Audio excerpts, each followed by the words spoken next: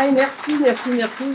Bienvenue à la présentation de notre prochaine programmation dont on est vraiment très fiers.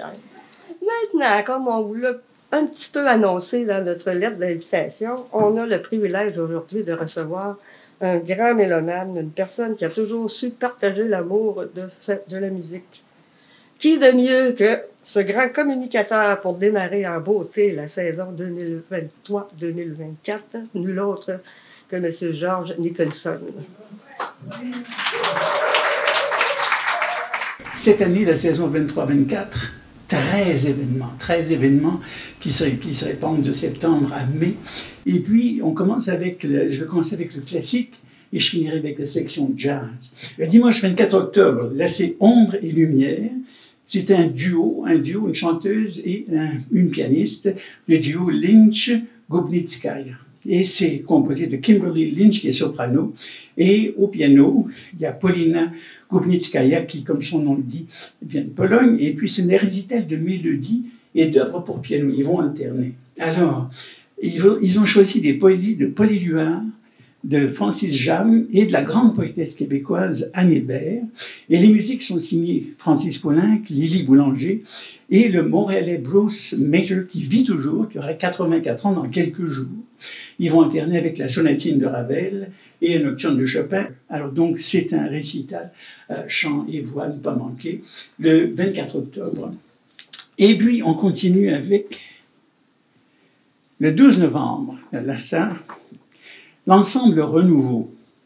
Et le titre du concert s'appelle Contes et légendes. Alors, Contes et légendes, c'est 5 musiciens, 2 sopranos et un trio, violon, violoncelle, piano, qui se sont réunis et qui ont construit tout un répertoire, tout un programme à partir des contes de fées et à partir des Mille et une nuits. Autrement dit, des personnages comme...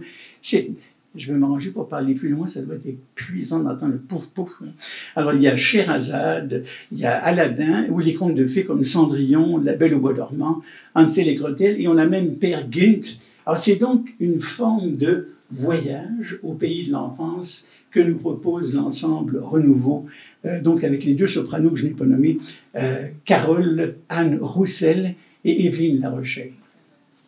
Finalement, le 4 janvier, au mois de janvier, on annoncera ça en décembre, parce que c'est le conservatoire qui, à chaque année, choisit les meilleures étudiantes, les meilleurs musiciens potentiels de la génération future, qui les choisit et organise des séries de concerts qui s'appellent le Conservatoire hors les murs. Et ça va, évidemment, la rentrée, c'est maintenant, et ils vont choisir ce qu'il faut, et puis la programmation sera annoncée. Le 5e concert de la saison, dimanche 25 février, sonate poétique. Ça, de toute façon, je pense que vous allez refuser du monde, René, parce que c'est un programme extraordinaire. Il y a le clarinettiste Jean-Guy Boisvert, ça c'est une chose, et lui, il commande plein d'œuvres. Lui, c'est quelqu'un qui veut que son répertoire s'étende, que son instrument rayonne. Alors, c'est un pilier de la communauté des clarinettes. Et il y a le pianiste Philippe Prudhomme, qui est un type vraiment formidable.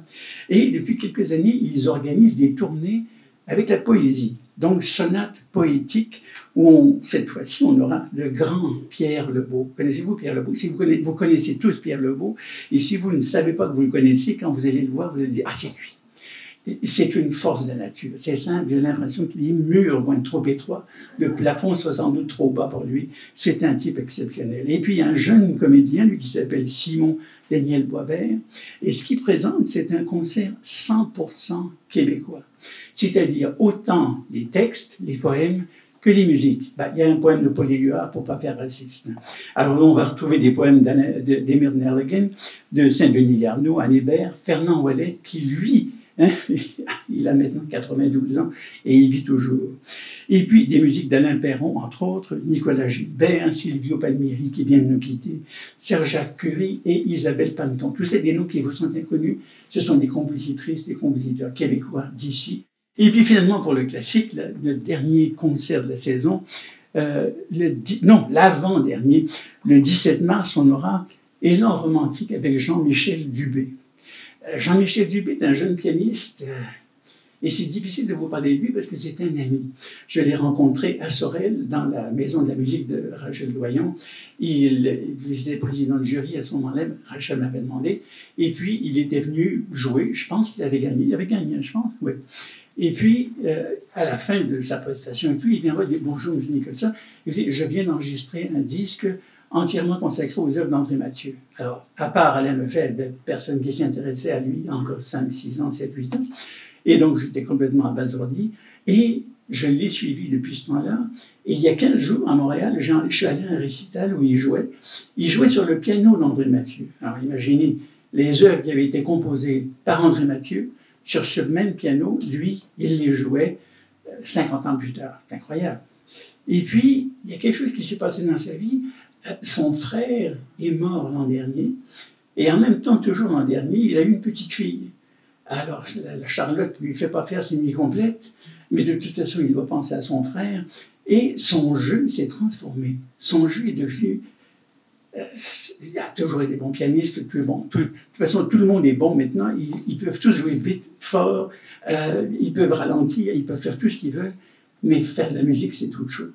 Et il est rendu à faire de la musique, il n'a plus peur. C'est assez extraordinaire. Donc, Jean-Michel Dubé, il va faire en plus 4 impromptus de Schubert, les 3 intermédiaux puis 117 de Brahms, la value d'Obermann de Liszt qui fait comme personne. Il y a même une petite étude pour la main gauche de Blumenfeld que personne ne joue. Et il y aura du André Mathieu, bien sûr. Et je vous suggère, son frère était aussi compositeur. Alors, à la fin, en rappel, demandez-lui une pièce de son frère, il va craquer.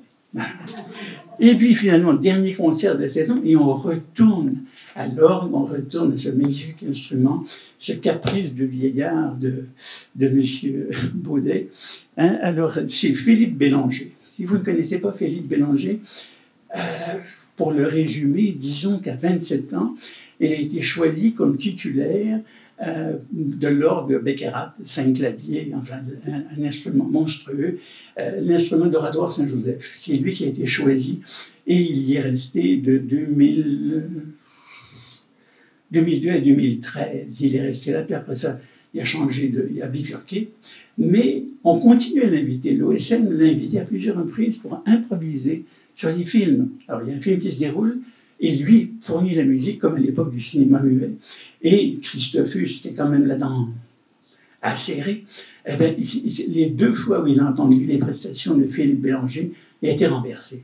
Alors, c'est un personnage assez spectaculaire, assez surdimensionné, avec un ego aussi grand qu'un orgue. Je pense que ça va très bien avec les 616 tuyaux.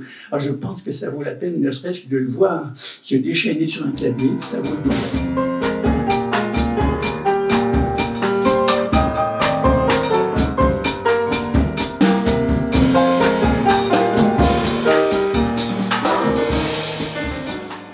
Le jazz maintenant. Alors, on a 6 événements, donc 6 samedis soirs à 20h qui vont avoir lieu. Le 21 octobre, il y a, et là c'est ce qu'on vient d'entendre, Joel Diaz avec Arturo Zegarra, qui lui est un Péruvien. Alors, Joel était évidemment cubain.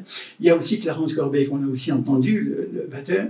Et il y a Luis Izquierdo, qui lui est né à La Havane, un vrai cubain. Et puis le 18 novembre, Alain Bédard. Alain Bédard, c'est comme un monument. Si vous connaissez le jazz, vous connaissez Alain Bédard et son ensemble Auguste. L'ensemble Auguste existe depuis 27 ans. Alors, c'est vous dire que quand on arrive à faire durer un ensemble, regarder un mariage qui dure 27 ans, c'est déjà un miracle. Imaginez un ensemble de musiciens. Et puis là, eux, ils sont là, ensemble depuis tout ce temps-là. Et ils ont engagé Gentiane. C'est une pianiste de formation classique. Il y a aussi Mario Allard au saxophone. Il y a Michel Lambert à la batterie. Ça fait plus de 40 ans de métier qui transporte sa batterie, lui. Et puis Alain Bédard qui était à la contrebasse. Et c'est assez extraordinaire. Et on continue. Là, ça, c'est vraiment... Enfin, tout ça, c'est bon, mais ça, c'est vraiment très bon. C'est Tory Butler en trio avec Morgan Moore et Wally Muhammad, qui est à la batterie contrebasse, bien sûr. Et c'est un pianiste américain du New Jersey qui s'est installé au Québec et qui, enfin, on le compare au jeune Oscar Peterson, c'est vous dire, ou si vous connaissez vos classiques du jazz, Art Tatum, qui qui reste encore le plus éblouissant de tous les pianistes de jazz. Alors c'est à lui qu'on compare Torrey Butler. Il est phénoménal, il vient de sortir un album, si vous avez envie de l'écouter avant de venir l'entendre à la Maison de la Musique le 3 février, ça s'appelle One of the Others. Le samedi 2 mars, Yannick Rieu. Là encore, Yannick Rieu, c'est comme... ça fait tellement longtemps qu'on entend son nom qu'on imagine qu'il est mort. Eh bien non, il vit encore, il est là. Et c'est Generation Quartet. Et ce qu'il a pensé, depuis le temps qu'il joue, il a pris de jeunes musiciens qui, évidemment... Vous savez, les jeunes, c'est ce qu'ils trouvent de merveilleux. Rendu à un certain âge, on se rend compte que tous les jeunes veulent refaire le monde et ils vont nous montrer comment ça marche, eux, parce qu'eux, ils ont compris et nous, évidemment, on n'a jamais rien compris. C'est ce qui est formidable. Alors, Yannick Rieu a pris de jeunes musiciens qui vont lui montrer comment faire du jazz et lui, il va simplement jouer comme il a toujours joué. Et ils vont se dire, finalement, les vieux, c'était pas si mal. Alors, vous voyez un peu la rencontre des générations. C'est donc cette Generation Quartet qui sera ici le 2 mars avec Jonathan Caillé au piano, Guy Boisvert à la contrebasse et Louis-Vincent Hamel à la batterie. Alors, ça, c'est... Et puis, le dernier concert, ça, c'est du bonbon, là encore. Vraiment, Marc, je ne sais pas si vous avez des budgets, mais ça, si vous avez des gros stocks. Lorraine Desmarais, et sa suite, Street Beat Suite. C'est simplement Lorraine qui a, comme je dis Lorraine parce que je la connais, elle a composé une suite pour son ensemble qui est avec Alec Walkington et Camille Bailey à la batterie, toujours contrebasse batterie. Et puis, c'est 8 mouvements, 8 sections où elle se promène au Québec. C'est un jazz québécois. Et tout ça, ce sera à Warwick, donc pendant la saison 23-24. Alors, c'est ce qui met fin à notre histoire, c'est ce qui met fin à notre rencontre.